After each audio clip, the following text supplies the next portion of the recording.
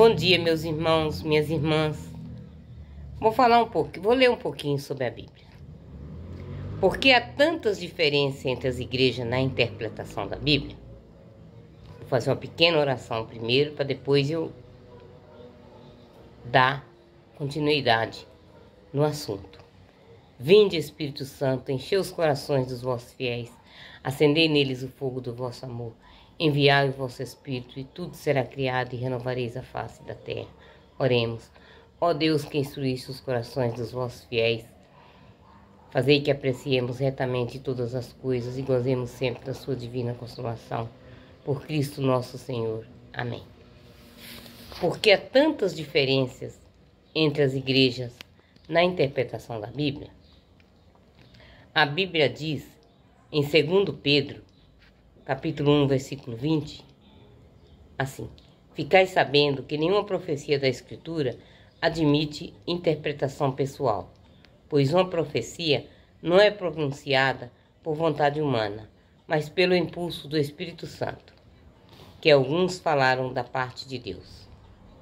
O Vaticano II ensinou na Constituição Dogmática Dei Verbum 12, assim: Como Deus, na Sagrada Escritura, falou por meio de homens e à maneira humana, o intérprete da Sagrada Escritura, para saber que ele quis comunicar-nos, deve investigar com atenção o que os hagiográficos realmente quiseram significar e aprove a Deus manifestar por meio das palavras deles.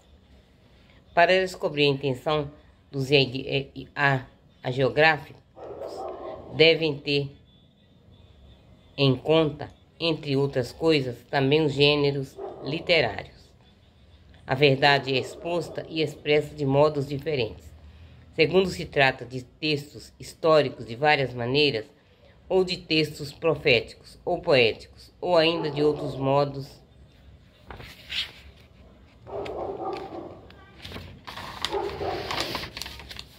de expressão. Importa, pois, que o intérprete busca o sentido hagiográfico, que o hagiográfico pretendeu exprimir e, de fato, exprimiu em determinada circunstância, segundo as condições de seu tempo e de sua cultura, usando os gêneros literários então em voga. Para entender retamente o que o autor segundo quis afirmar por escrito, deve atender-se bem que os modos peculiares de sentir, dizer ou narrar em uso nos tempos hagiográficos, quer aqueles que na mesma época costumavam empregar-se nos intercâmbios humanos. Mas como a Sagrada Escritura deve ser lida em interpretação com a ajuda do mesmo Espírito que levou à redação, ao investigarmos o sentido exato dos termos sagrados, devemos entender com diligência não menor ao conteúdo e à unidade de toda a Escritura, tendo em conta a tradição viva de toda a Igreja e a analogia da fé. Cabe aos exegetas, em harmonia com essas regras, trabalhar por entender e expor mais profundamente o sentido da Escritura, para que, mercê desse estudo, de algum modo preparatório, amadureça o juízo da Igreja. Com efeito, tudo quanto diz a respeito à interpretação da Escritura está sujeito ao juízo último da Igreja, que tem o divino mandato e ministério de guardar e interpretar a palavra de Deus.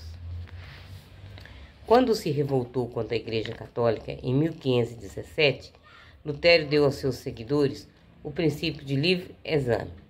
Há evangelho que distingue livre exame de livre interpretação, afirmando que não se trata de dar a cada fiel a liberdade de interpretar a Escritura como lhe parecer. Explicam assim sua posição. Nas controvérsias religiosas, não aceitamos como imposição a simples opinião dos santos padres ou os decretos dos concílios, muito menos os costumes herdeiros ou até o fato de ser uma opinião partilhada por uma multidão ou consagrada por um longo tempo. Quem é o juiz? Em questão de fé, não admitimos juízo algum, a não ser o próprio Deus. Deus é o juiz de tudo, meus irmãos.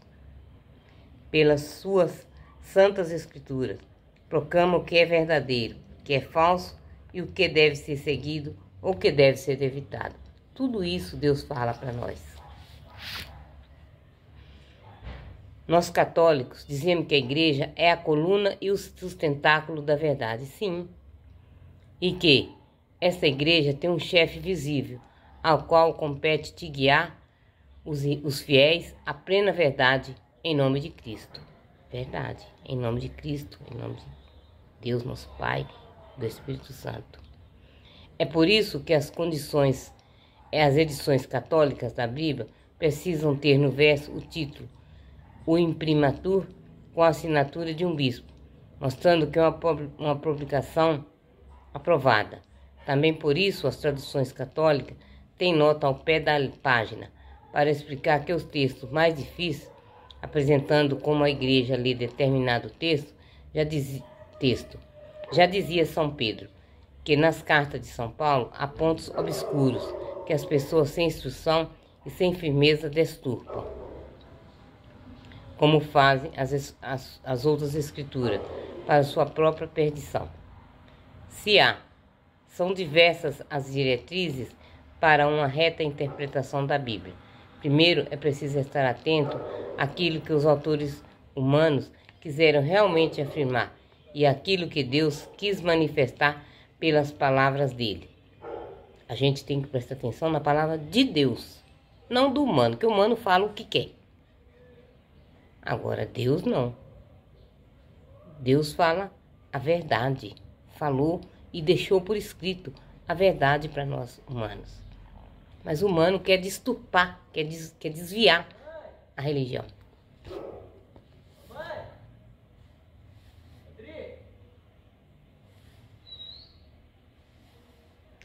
Para descobrir a intenção dos autores sagrados, há que levar em conta as condições da época e da cultura deles, os gêneros literários que usavam, os modos de sentir, falar e narrar, corrente no tempo deles. A Bíblia deve ser lida e interpretada naquele mesmo espírito em que foi escrita. Temos que prestar atenção também ao conteúdo e à unidade da Escritura inteira, considerando que a Bíblia forma um conjunto lógico. É preciso ler a Bíblia dentro da tradição viva da Igreja inteira, conferindo o que disseram os comentadores mais antigos. E, finalmente, levar em conta a analogia da fé, ou seja, a coesão das verdades da fé entre si. Louvado seja nosso Senhor Jesus Cristo, para sempre seja louvado.